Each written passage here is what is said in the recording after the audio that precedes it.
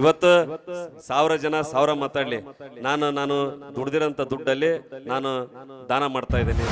ಧೈರ್ಯ ಅನ್ನೋದು ನನ್ನ ಹುಟ್ಟು ಗುಣ. ಅದಕ್ಕೋಸ್ಕರ ನಾನು ಕಷ್ಟಪಟ್ಟು ದುಡಿದಿರೋ ದುಡ್ಡಲ್ಲಿ ನಾನು ಬದುಕಿರೋವರೆಗೂ, ನನಗೆ ದೇವರು ಎಲ್ಲಿವರೆಗೂ ಆರ್ಥಿಕವಾಗಿ ನನ್ನ ಸದೃಢವಾಗಿರ್ತಾನೆ ಅಲ್ಲಿವರೆಗೂ ನಾನು ದಾನ ಧರ್ಮ ಮಾಡ್ತಾನೆ ಇರ್ತೇನೆ. ಬರೀ ಊರಿಗೆ ದೇವಸ್ಥಾನಕ್ಕೆ ಅಷ್ಟೇ ಕೊಡ್ತಾ ಇಲ್ಲ, ಶಾಲೆಗಳಿಗೆ ಕೊಡ್ತಾ ಇದ್ದೇನೆ. ಇವತ್ತು ದೇವಸ್ಥಾನಗಳು ಅರ್ಧಂಬರ್ಧ ಆಗಿದ್ದು ದೇವಸ್ಥಾನಗಳು ಸಾಕಷ್ಟು ಇದಾವೆ. ನಾನೇನೋ ಈ ವರ್ಷ 1-2 ಕೋಟಿ ರೂಪಾಯಿ ನಾನು ದೇವಸ್ಥಾನಕ್ಕೆ ದಾನ ಧರ್ಮ ಮಾಡ್ಬೋದು ಅಂತ ನಾನು ಅನ್ಕೊಂಡಿದ್ದೆ. ಆಲ್ರೆಡಿ 15ರಿಂದ 16 ಕೋಟಿ ಆಗಿದೆ ಈಗ ನಾನು ಕೊಟ್ಟಿರೋದು. ಅರಬಗೊಂಡ ಗ್ರಾಮದ ಸಂಬಂಧ 10 ವರ್ಷದ ಸಂಬಂಧ. ನಾನು 2016ರಲ್ಲಿ ಇಲ್ಲಿ ಒಂದು ನಾಟಕಕ್ಕೆ ನಾಟಕ ಅಲ್ಲ, ಭಜನೆಗೆ ಬಂದಾಗ ಇಬ್ಬರೇ ವ್ಯಕ್ತಿಗಳಿದ್ರು. ನಾನು ಬೆಂಗಳೂರಾಗಿದ್ದೆ. ಹೆಂಗೋ ಒಂದು ಇವರಿಬ್ರು ಪರಮೇಶಿ ಮತ್ತು ನಮ್ಮ ಜಗದೀಶ್ ಅಣ್ಣಾರ ನಾವು ಭಜನೆ ಇಡ್ತೇವೆ ಅಂದ್ರೆ ಆಯ್ತು ಇಡ್ರಿಪ್ಪ ಅಂದೆ. ಎಲ್ಲ ಊರಾಗನು ಭಜನೆ ಮಾಡ್ತಾ ಇದ್ವಿ. ಅವಾಗ ಬರೀ ಒಬ್ಬನೇ ಸಿಂಗಲ್ ಆಗಿದ್ದೆ. ಅವಾಗ ಬೆಂಗಳೂರಿಂದ ಹೊಸಬ. ಆಯ್ತು ಇಡ್ರಪ್ಪ ಅಂತಂದೆ. ಇಟ್ರು. ಇವ್ರಿಗೆ ಇಲ್ಲಿ ಧಮಕಿ ಹಾಕ್ಬಿಟ್ರು ಊರಾಗ, ಅದೇನ್ ಕಾರ್ಯಕ್ರಮ ಮಾಡ್ತೀನಿ ನೋಡೇ ಬಿಡ್ತವೆ ಅಂತ ಹೇಳಿ. ರಾತ್ರಿ ಫೋನ್ ಹಚ್ಚಿದ್ರ, ಅಣ್ಣ ನನ್ನಿಂದ ನಿಮ್ಗೇನಾರ ನಮ್ಗೆ ಭಯ ಶುರುವಾಗೈತಿ, ನಿಮ್ಗೇನು ತೊಂದರೆ ಆಗ್ಬಾರ್ದು, ನಮ್ಗೆ ಈ ರೀತಿ ಹೆದರ್ಸ್ತಾ ಇದಾರ ಅಂತ ಹೇಳಿದ್ರು. ನಾನು ನೀವೇನು ಹೆದರ್ಬಾಡ್ರಪ್ಪ ಬೈದೆ ನಾನು ಅವ್ರಿಗೆ ಸಾಕಷ್ಟು. ಒಟ್ಟಿಗೆ ಏನು ತಿಂತೀರಿ ನೀವು ಒಂದು ಊರಾಗ ಫೇಸ್ ಮಾಡೋಕ್ಕಾಗಿಲ್ಲ ಅಂದ್ರೆ ಕಾರ್ಯಕ್ರಮ ಎದಕ್ಕೆ ಆಯೋಜನೆ ಮಾಡ್ತೀರಿ? ನನ್ನ ಮರ್ಯಾದೆ ಪ್ರಶ್ನೆ ಇರ್ತೈತಿ. ನಾ ಕಾರ್ಯಕ್ರಮಕ್ಕೆ ಬರಲಿಲ್ಲ ಅಂದ್ರೆ ಹೆದರಿ ಓಡೋದ ಅಂತಾರ. ನಾನು ಬರಂಗಿದ್ದಿಲ್ಲ, ಆದ್ರೂ ನಾನು ಬರ್ತೇನೆ ಅಂತ ಹೇಳಿ ಆ ಕಾರ್ಯಕ್ರಮಕ್ಕೆ ಅಟೆಂಡ್ ಆದೆ. ಮೆರವಣಿಗೆ ಮಾಡ್ಕೊಂಡು ಕರ್ಕೊಂಡು ಹೋದ್ರು. ಸಣ್ಣ ಪುಟ್ಟ ವಿಚಾರಗಳು ಇರ್ತಾವ ಊರಾಗ, ಊರಂದಾಗ ಇರೋದೇ ಅದು. ಅವನ್ನ ಫೇಸ್ ಮಾಡೋ ಕೆಪಾಸಿಟಿ ಕೆಲವೊಬ್ರಿಗೆ ಇರ್ತೈತಿ.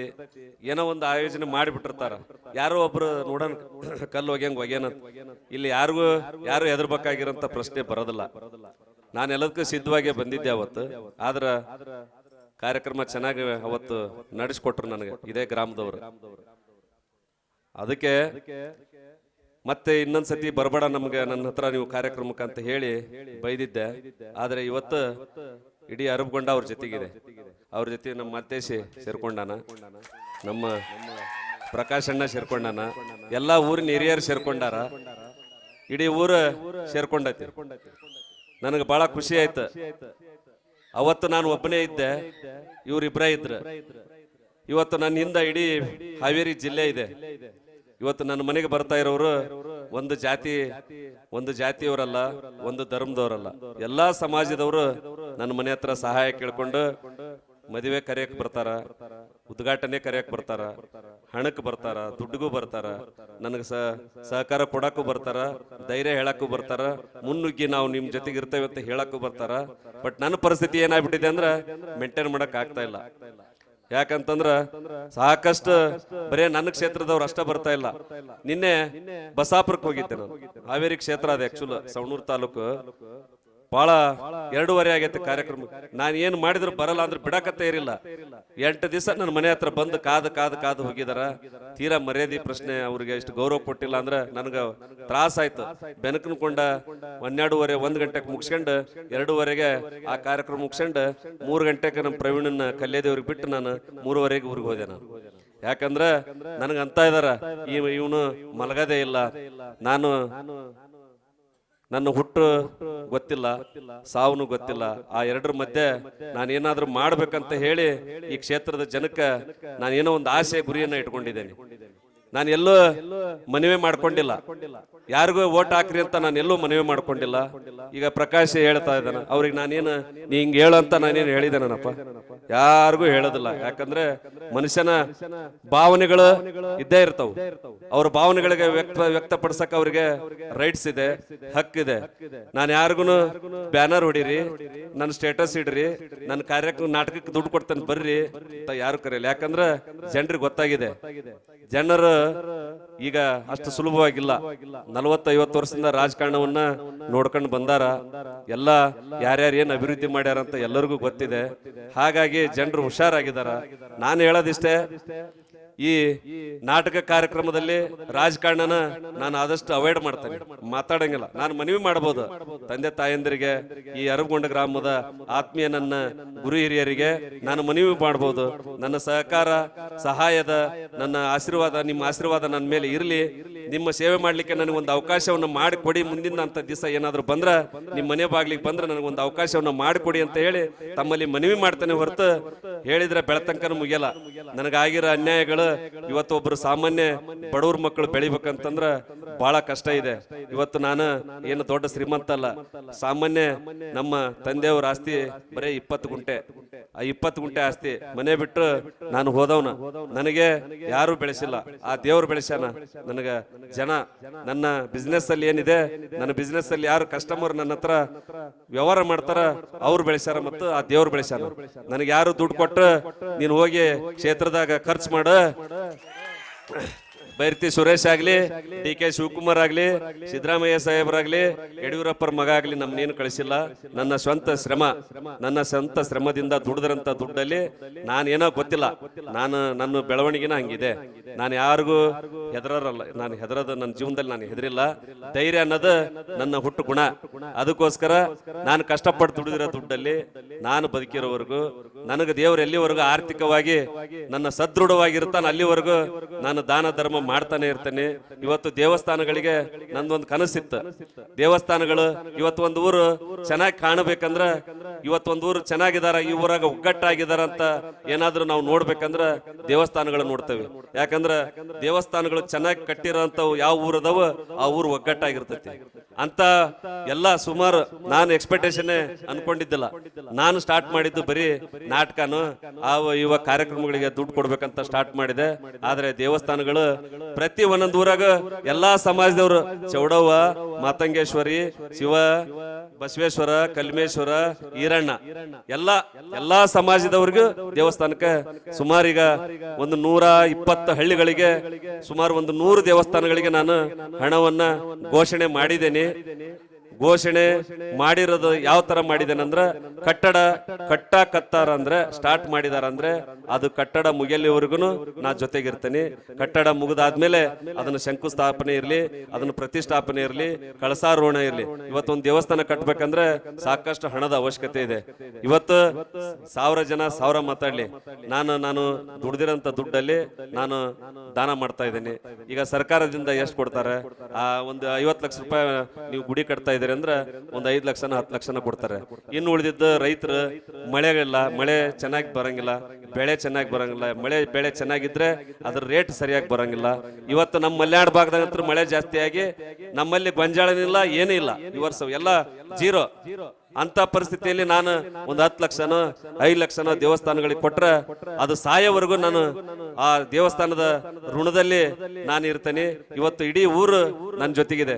ಸುಮಾರು 126 ಹಳ್ಳಿಯಲ್ಲಿ ನನ್ನ ಬ್ಯಾಡಗಿ ವಿಧಾನಸಭಾ ಕ್ಷೇತ್ರ ಅಷ್ಟೇ ಅಲ್ಲ, ಹಾವೇರಿ ಜಿಲ್ಲೆಯ ಸುಮಾರು ಹಾವೇರಿ ತಾಲೂಕಿನ 25-30 ಹಳ್ಳಿಗೆ ನನ್ನ ಹತ್ರ ಬಂದಿದ್ದಾರೆ. ಎಲ್ಲ ನನ್ನ ಹತ್ರ ಮ್ಯಾಕ್ಸಿಮಮ್ ಬರೋರು ಲಿಂಗಾಯತ್ ಕಮ್ಯುನಿಟಿ ಅವರು, ಲಿಂಗಾಯತ್ ಧರ್ಮದವರು, ಲಿಂಗಾಯತ್ ಕಮ್ಯುನಿಟಿ ಅವರು ಬರ್ತಾರ. ನಾನು ಯಾವ್ದು ಜಾತಿ ನಾನು ಅನ್ಕೊಂಡಿದ್ದಿಲ್ಲ. ನಾನು ಹಿಂದುಳಿದ ವರ್ಗದಲ್ಲಿ ಹುಟ್ಟಿರೋನು. ಲಿಂಗಾಯತ್ ಕಮ್ಯುನಿಟಿ ಅವರು ನಮ್ಗೆ ಅಷ್ಟು ಬರಂಗಿಲ್ಲ ದೇವಸ್ಥಾನದ ವಿಚಾರಕ್ಕಂತ. ಆದ್ರೆ ಇವತ್ತು ದೇವಸ್ಥಾನಗಳು ಜಾತ್ರೆ ನಡೆಯೋದು, ತೇರು ನಡೆಯೋದು 190% ಊರುಗಳಲ್ಲಿ ಲಿಂಗಾಯತ್ ಕಮ್ಯುನಿಟಿ ಅವರು. ಬಸವೇಶ್ವರ ಇಡೀ ಊರು, ಒಂದು ದೇವಸ್ಥಾನ ಅಂದ್ರೆ ಇಡೀ ಊರು ಇರುತ್ತೆ, ಇಡೀ ಊರು ಎಲ್ಲ ಒಂದು ಸಮಾಜ ಇರುತ್ತೆ. ಹಾಗಾಗಿ ನಾನು ಮಾಡಿರ್ತಕ್ಕಂಥ ಈ ದಾನ ಧರ್ಮ ಊರಿಗೆ ಒಳ್ಳೇದಾಗ್ತಾ ಇದೆ. ಬರೀ ಊರಿಗೆ ದೇವಸ್ಥಾನಕ್ಕೆ ಅಷ್ಟೇ ಕೊಡ್ತಾ ಇಲ್ಲ, ಶಾಲೆಗಳಿಗೆ ಕೊಡ್ತಾ ಇದ್ದೇನೆ. ಇವತ್ತು ದೇವಸ್ಥಾನಗಳು ಅರ್ಧಂಬರ್ಧ ಆಗಿದ್ದು ದೇವಸ್ಥಾನಗಳು ಸಾಕಷ್ಟು ಇದಾವೆ. ನನಗೆ ಲಿಸ್ಟ್ ನನಗೆ ಮೇಂಟೈನ್ ಮಾಡಕ್ ಆಗ್ತಾ ಇಲ್ಲ. ನಾನೇನೋ ಈ ವರ್ಷ 1-2 ಕೋಟಿ ರೂಪಾಯಿ ನಾನು ದೇವಸ್ಥಾನಕ್ಕೆ ದಾನ ಧರ್ಮ ಮಾಡ್ಬೋದು ಅಂತ ನಾನು ಅನ್ಕೊಂಡಿದ್ದೆ. ಆಲ್ರೆಡಿ 15ರಿಂದ 16 ಕೋಟಿ ಆಗಿದೆ ಈಗ ನಾನು ಕೊಟ್ಟಿರೋದು. ಅದರಲ್ಲಿ ಒಂದು 20% ಪೇಮೆಂಟ್ ಮಾಡಿದ್ದೇನೆ. ಇನ್ನು 80% ಮಾಡಬೇಕು. ಹಂತವಾಗಿ ಜುಲೈ ನಂತರ ಒಟ್ಟು ಡಿಸೆಂಬರ್ ಒಳಗಡೆ ನಾನು ಏನೀಗ ಅನೌನ್ಸ್ಮೆಂಟ್ ಮಾಡಿದ್ದೇನೆ ಎಲ್ಲ ಕ್ಲಿಯರ್ ಮಾಡ್ತೇನೆ. ಆದ್ರೆ ನನಗೆ ಸಮಸ್ಯೆ ಬಂದಿರೋದು ಈಗ ಪ್ರತಿಷ್ಠಾಪನೆ ಇರೋಂಥದ್ದು. ಈಗ ರಾಜಯೋಗ ಇರೋದ್ರಿಂದ ಈ ತಿಂಗಳು ಸುಮಾರು 35ರಿಂದ 40 ದೇವಸ್ಥಾನಗಳು ಪ್ರಾಣ ಪ್ರತಿಷ್ಠಾಪನೆ, ಕಳಸಾರೋಹಣ, ಅನಾವರಣ, ಎಲ್ಲ ಗುಡಿ ಗೋಪುರಗಳು ಅವನ್ನ ಕಳಸಾರೋಹಣ ಮಾಡ್ತಾ ಇದಾರ. ಅವು ನಿಂತ ಬಿಟ್ಟಿದ್ವ. ನಾನು ಕೂಡ 3 ಲಕ್ಷ 4 ಲಕ್ಷ 5 ಲಕ್ಷದಿಂದ ಅವ್ರ ಕಾರ್ಯಕ್ರಮ ಇವತ್ತು ದೇವಸ್ಥಾನ ಹೆಂಗೋ ಒಂದು ಕಟ್ಬಿಟ್ಟಾರ. ಅದನ್ನ ಪೂಜೆ ಮಾಡಕ್ಕ ಅದನ್ನ ಅನಾವರಣ ಮಾಡಕ್ಕ ದುಡ್ಡಿಲ್ಲ ಪಾಪ. ಅವ್ರು ಇನ್ನು ಎಷ್ಟು ವರ್ಷ ತಗೊಂತಿದ್ರೆ ಏನೋ ಗೊತ್ತಿಲ್ಲ. ನನ್ನಿಂದ ಅವು ಒಂದು 35-40 ದೇವಸ್ಥಾನಗಳು ಈ ತಿಂಗಳು ಪಾದಾರ್ಪಣೆ ಮಾಡ್ತಾ ಇದಾರೆ. ಯಾಕಂದ್ರ ಅದು ನನಗ್ ಮಾತ್ರ ಗೊತ್ತಿದೆ. ಅದು ಅವ್ರು ಬಂದು ನನ್ನ ಹತ್ರ ಏನು ಮನವಿ ಮಾಡ್ತಾ ಇದಾರೆ ಅಂತ ಹೇಳಿ ನಾನು ಹೇಳ್ತಾ ಇರೋದು 30-40 ವರ್ಷಗಳಿಂದ ನೀವು ಅಧಿಕಾರ ಕೊಟ್ಟಿದ್ದೀರಿ, ಯಾಕೆ ಕೊಡಬಾರ್ದು? ದೇವಸ್ಥಾನಗಳಿಗೆ ವೈಯಕ್ತಿಕವಾಗಿ ಒಂದು 10 ಲಕ್ಷನ 5 ಲಕ್ಷನ ಕೊಟ್ರೆ ಏನಾಗುತ್ತೆ? ನೀವು ಅವ್ರಿಗೆ ದುಡ್ಕನ್ನಕ್ಕೆ ಒಂದು ವ್ಯವಹಾರ ಮಾಡಕ್ಕೆ ಏನು ಇಲ್ಲ ಅಂದ್ರೂ ಅವ್ರಿಗೆ ಒಂದು ಅಧಿಕಾರ ಕೊಟ್ಟಿರಿ. ಒಬ್ಬ ಶಾಸಕರಾದವರು ಅವ್ರ ಮಕ್ಕಳಿಗೆ ಬಿಸ್ನೆಸ್ ಮಾಡಕ್ಕೆ ಸಾಕಷ್ಟು ದಾರಿಗಳಿದಾವೆ. ಈಗ ನಾನು ಬಿಸ್ನೆಸ್ ಮಾಡ್ತಾ ಇಲ್ಲ. ನಾನು ಬಿಸ್ನೆಸ್ ಮಾಡಿದ್ರೆ ಸಾಕಷ್ಟು 100 ಕೋಟಿ ಸಂಪಾದನೆ ಮಾಡಿದ್ರೆ ಒಂದು 10 ಕೋಟಿ ಮಾಡ್ಬೇಕನ್ನೋದು ಯಾವುದೇ ಬಿಸ್ನೆಸ್ ಮ್ಯಾನ್ಗೆ ಬರುತ್ತೆ. ಇವ್ರು ಇಲ್ಲೇ ಕೆದರಿ ಇದನ್ನೇ ಬಳದು ಮತ್ತೆ ನಿಮಗೆ ಎಲೆಕ್ಷನ್ ಟೈಮ್ ನಲ್ಲಿ ಕೊಡ್ತಾರ. ನಾನು ಹೇಳೋದು, ಇಲ್ಲಿ ಕೆದರಿಲಿ. ಆ ಕೆದರಿ ದುಡ್ಡ ನಿಮಗೆ ಕೊಟ್ರೆ ಸಾಕು, ದೇವಸ್ಥಾನಗಳು ಉದ್ಧಾರ ಆಗ್ತಾವ, ದೇವಸ್ಥಾನಗಳು ರೆಡಿ ಆಗ್ತಾವ. ಕೆದರಿ ತಗೊಂಡೋಗ ಅವ್ರ ಮನೆ ಹಾಕಂತಾರ. ಕಮಿಷನ್ ಇವತ್ತು 20-30% ಕಮಿಷನ್ ತಗೊಂತಾರ ಒಂದು ಕೆಲಸ ಮಾಡಿದ್ರೆ. ಆ 20-30% ಅನ್ನ ಯಾಕೆ ತಗೋಬೇಕು? ಅದನ್ನ ದೇವಸ್ಥಾನಕ್ಕೆ ಕೊಡ್ಲಿ. ಇವತ್ತು ಶಾಲೆಗಳು, ಪ್ರಾಥಮಿಕ ಶಾಲೆಗಳಲ್ಲಿ ಎಷ್ಟು ಸೋರಾಕತ್ತವ ಅನ್ನೋದು ನನಗ್ ಗೊತ್ತು. ನಾನೇನು 1000 ಕೋಟಿ ಒಡೆಯ ಅಲ್ಲ. ಈಗಾರ ಒಂದ್ ಕಾಲಿಟ್ಟು ಇನ್ನೊಂದು ಈ ವರ್ಷ ನನಗೆ ಬಾಳ ಅಂದ್ರೆ ಒಂದು 2-3 ಕೋಟಿ ರೂಪಾಯಿ ದಾನ ಧರ್ಮ ಮಾಡ್ಬೇಕಂತ ಇತ್ತು. ಆದ್ರೆ ಶಾಲೆ ಮಕ್ಕಳಿಗೆ ಊಟಕ್ಕೆ ಪ್ಲೇಟ್ ಹಿಡ್ಕೊಂಡು ಓಡ್ತಾರೆ. ನಾವೇನು ಯಾಕೆ ನಿಮಗೆ ಇದನ್ನ ಮನವರಿಕೆ ಮಾಡ್ಕೊಡ್ತಾ ಇದ್ದಾನಂದ್ರೆ, ನನಗೆ ರಾಜಕಾರಣ ಮಾಡ್ಬೇಕು ಅಂತ ಉದ್ದೇಶ ನನಗೆ ಇಲ್ಲ. ಜನ ತೀರ್ಮಾನ ಮಾಡ್ತಾರೆ. ಮುಂದೆ 2028ಕ್ಕೆ ನಾನೇನಾದ್ರೂ ಅಕಸ್ಮಾತ್ ರಾಜಕಾರಣ ಮಾಡ್ಬೇಕಂತ ಒತ್ತಡ ಬಂದ್ರೆ ಯಾವುದೇ ಪಕ್ಷದಿಂದ ಅಂತೂ ನಾನು ನಿಲ್ಲಲ್ಲ. ಪಕ್ಷೇತರ ಅಭ್ಯರ್ಥಿಯಾಗಿ 2028ಕ್ಕೆ ನಾನು ಎಲೆಕ್ಷನ್ ನಿಂದಿರ್ತೇನೆ. ಅವತ್ತು ನಾನು ಮಾಡಿರೋ ಸಹಾಯ ಸಹಕಾರದಿಂದ ನೀವು ನನಗೆ ಆಶೀರ್ವಾದ ಮಾಡ್ತೀರಿ ಅಂತ ಹೇಳಿ ನಿಮ್ಮಲ್ಲಿ ಮನವಿ ಮಾಡ್ಕೊಳ್ತಾ ಇದ್ದೇನೆ. ಇವತ್ತು ನನಗೆ ನಮ್ಮ ಪ್ರಕಾಶ್ ಬಣಕಾರ್ ಇದೇ ವಿರುದ್ಧ ಗುಡ್ಡದ ಬಸವೇಶ್ವರ ದೇವಸ್ಥಾನದ ಬಗ್ಗೆ ಹೇಳಿದ್ರು. ನಾನು ಅವ್ರಿಗೆ ಮಾತು ಕೊಡ್ತಾ ಇದ್ದೇನೆ ಈ ವೇದಿಕೆ ಮುಖಾಂತರ. ನೀವು ಅದೆಲ್ಲ ಪರ್ಮಿಷನ್ ತಗೊಂಡು ಗುದ್ಲಿ ಶಂಕುಸ್ಥಾಪನೆ ಮಾಡಕ್ ನೀವು ರೆಡಿಯಾಗಿ, ನಾನು ಈ ಕ್ಷಣಕ್ಕೆ 5 ಲಕ್ಷ ರೂಪಾಯಿ ಘೋಷಣೆ ಮಾಡ್ತೇನೆ. ನಾನು 5 ಲಕ್ಷ ರೂಪಾಯಿ ನಾನು ಘೋಷಣೆ ಮಾಡ್ತೀನಿ. ಅದನ್ನ ಬಜೆಟ್ ನೋಡ್ಕರ್ರಿ. ಬಜೆಟ್ ನೀವು ನೋಡಿ ಇನ್ನು ಹೆಚ್ಚಿನ ಹಣದ ಸಹಾಯ ಬೇಕಾತಂದ್ರೆ ನಾನು ಇನ್ನೂ ಕೊಡ್ತೇನೆ. ಅದ್ರ ಬಗ್ಗೆ ಏನಿಲ್ಲ. ಮತ್ತೆ ಅಷ್ಟೊಳಗ ದೇವ್ರು ನನಗೆ ಅಧಿಕಾರ ಏನಾರು ಸಿಕ್ಕರೆ ಪೂರ್ತಿ ದೇವಸ್ಥಾನದ ಜವಾಬ್ದಾರಿ ನಾನೇ ತಗೊಂತೇನೆ. ಅದ್ರ ಬಗ್ಗೆ ಏನಿಲ್ಲ, ಎರಡು ಮಾತಿಲ್ಲ. ನಾವು ನೋಡ್ರಿ ಕಮಿಷನ್ಗ ದುಡ್ಡು ಮಾಡಕ್ಕೋಸ್ಕರ ರಾಜಕಾರಣಕ್ಕೆ ಬರ್ತಾ ಇಲ್ಲ. ನಾನು ಬೇಕಾದ್ರೆ ಬೇರೆ ಕಡೆಯಿಂದ ಬಳಕೊಂಬಂದು ಇಲ್ಲಿ ಹಾಕ್ತೇನೆ ಕ್ಷೇತ್ರಕ್ಕೆ. ಇಲ್ಲಿದ್ ಮಾತ್ರ 1 ರೂಪಾಯಿನೂ ಮುಟ್ಟಲ್ಲ. ಈ ವೇದಿಕೆ ಮುಖಾಂತರ ನಾನು ಮಾತು ಕೊಡ್ತಾ ಇದ್ದೀನಿ. ಯಾವುದೇ 1 ರೂಪಾಯಿನೂ ನಾನು ಕಮಿಷನ್ ತಗೊಳಂಗಿಲ್ಲ. ಯಾರ್ದು ಅನ್ಯಾಯದ ದುಡ್ಡಿಗೆ ನಾನು ಕೈ ಹಾಕಂಗಿಲ್ಲ. ಯಾರು ಈ ಅಪಪ್ರಚಾರಗಳಿಗೆ ಕಿವಿ ಕೊಡಬೇಡಿ. ಅಂತದೇನಾದ್ರೂ ನನ್ನ ಬಗ್ಗೆ ಅಪಪ್ರಚಾರ ಮಾಡಿದ್ರೆ ನೇರವಾಗಿ ನನ್ನ ಹತ್ರ ಕರ್ಕೊಂಡ್ಬರ್ರಿ. ಯಾಕಂತಂದ್ರೆ ಒಂದು ಸೈಕಲ್ ಮೋಟ್ರ್ EMI ಕಟ್ಟ ಯೋಗ್ಯತೆ ಇಲ್ಲ. ಅವ್ರು ಮಾತಾಡ್ತಾರೆ, ಬಾರಿನ ಅಂಗಡಿ ಕುತ್ಕೊಂಡು ಎಲ್ಲೋ ಒಂದ್ ಹತ್ರ ಮಾತಾಡ್ತಾರೆ. ನಾನು ಕೊಡ್ತಾ ಇರೋದು 5 ಲಕ್ಷ 10 ಲಕ್ಷ. ಒಂದು ಮನೆಯಾಗ ಕುತ್ಗಳ ಕುರ್ಚಿಗಳಿರಲ್ಲ. 10 ಲಕ್ಷ ಗಂಟ್ಲೆ 5 ಲಕ್ಷ ಗಂಟ್ಲೆ ನಾವು ಕೊಟ್ಟಿರ್ತೇವೆ. ಆ ದೇವ್ರಿಗೆ ಗೊತ್ತು. ಆ ದೇವ್ರು ನನಗೇನಾದ್ರೂ ಶಿಕ್ಷೆ ಕೊಡ್ಬೇಕಂದ್ರೆ ಶಿಕ್ಷೆ ಕೊಡ್ಲಿ. ಯಾರು ಮನುಷ್ಯರಿಂದ ಸಾಧ್ಯವಿಲ್ಲದ ಮಾತು. ಇವತ್ತು ನನಗೆ ಇಷ್ಟು ದಿವಸ ಬಿಡ್ತಿದ್ರ ನನಗೆ, ನಾನೇನಾರ ಕಾನೂನು ಬಿಟ್ಟು ಏನಾರ ದುಡ್ಡು ಮಾಡಿದ್ರ, ಕಾನೂನು ಬಿಟ್ಟು ಏನಾರ ಸುಳ್ಳು ಅಪಪ್ರಚಾರ 420 ಕೆಲಸ ಮಾಡಿದ್ರ, ನಾನೇನಾರ ಮೋಸ ಅಂತ ಹೇಳಿ ಮಾಡಿದ್ರೆ ನನಗೆ ಇಷ್ಟೊತ್ತಿಗೆ ಜನ ಬಿಡ್ತಿದ್ರ. ಹುಡ್ಕೊಂಡ್ ಬಂದು ಹೊಡಿತಾ ಇದ್ರು ನನಗೆ. ಜನ ಅಷ್ಟು ಸುಲಭ ಇಲ್ಲ. ಯಾಕಂದ್ರೆ ಎಲ್ಲದನ್ನು ಅಬ್ಸರ್ವೇಷನ್ ಮಾಡ್ತಾ ಇದಾರ, ಎಲ್ಲಾ ನೋಡ್ತಾ ಇದಾರ. ಜನರಿಗೆ ಸಾಕಾಗಿದೆ. ಹಾಗಾಗಿ ಇವತ್ತು ಆಲ್ರೆಡಿ ಸಮಯ ಆಗಿದೆ. ದಯವಿಟ್ಟು ಈ ಊರಿಗೆ ಕಾಲಿಟ್ಟ ಹುಲಿ ಏನೋ ನನಗೂ ಗೊತ್ತಿಲ್ಲ. ಆ ಹುಲಿಯನ್ನ ನೋಡಿ ಆ ಹುಲಿಗೆ ಆಶೀರ್ವಾದ ಮಾಡೋದು ಮುಂದಿನ ದಿವಸಗಳಲ್ಲಿ ನಿಮಗೆ ಬಿಟ್ಟದ್ದು.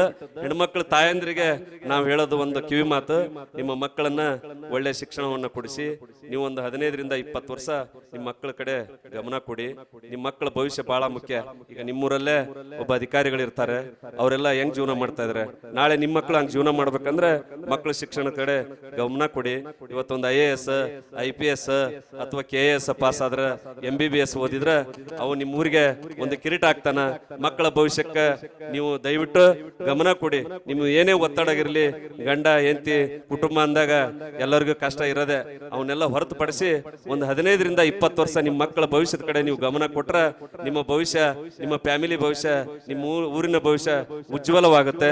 ಅಂತ ಮಕ್ಕಳ ಶಿಕ್ಷಣಕ್ಕೆ ಇವತ್ತು ಒಂದು MBBS ಓದ್ಬೇಕಂದ್ರ ಬಹಳ ದೊಡ್ಡ ಖರ್ಚಿದೆ. ಒಬ್ಬ IAS IPS ಅಧಿಕಾರಿ ಆಗ್ಬೇಕಂದ್ರ ಲಕ್ಷಾನುಗಟ್ಲೆ ಫೀಸ್ ಕಟ್ಟಿ ಕೋಚಿಂಗ್ ತಗೋಬೇಕಾಗತ್ತೆ. ಅಂತದೇನಾರ ಅವಶ್ಯಕತೆ ಬಿದ್ರ ನನ್ನನ್ನು ಸಂಪರ್ಕ ಮಾಡಿ, ಅದಕ್ಕೆ ನಾನು ಸಪೋರ್ಟ್ ಮಾಡ್ತೇನೆ ಅಂತ ಹೇಳಿ ಇವತ್ತು ನನಗೆ ಮಾತಾಡ್ಲಿಕ್ಕೆ ಅವಕಾಶ ಮಾಡಕ್ಕೆ ಇನ್ನೂ ಬಹಳ ಇದೆ, ಸಾಕು ಸಮಯದ ಅಭಾವ ಇದೆ, ಮತ್ತೆ ಬೇರೆ ವೇದಿಕೆಯಲ್ಲಿ ಮಾತಾಡ್ತೇನೆ. ನನಗೆ ಮಾತಾಡ್ಲಿಕ್ಕೆ ಅವಕಾಶ ಮಾಡಿಕೊಟ್ಟಂತ ಯಾವತ್ತು ಈ ಅರಬಗೊಂಡ ಗ್ರಾಮದ ಯಾವತ್ತು ನನ್ನ ಆತ್ಮೀಯ ಗುರು ಹಿರಿಯರಿಗೆ ನಮಸ್ಕಾರಗಳನ್ನು ತಿಳಿಸುತ್ತಾ ನನ್ನ ಒಂದೆರಡು ಮಾತುಗಳನ್ನ ಮುಗಿಸ್ತೇನೆ.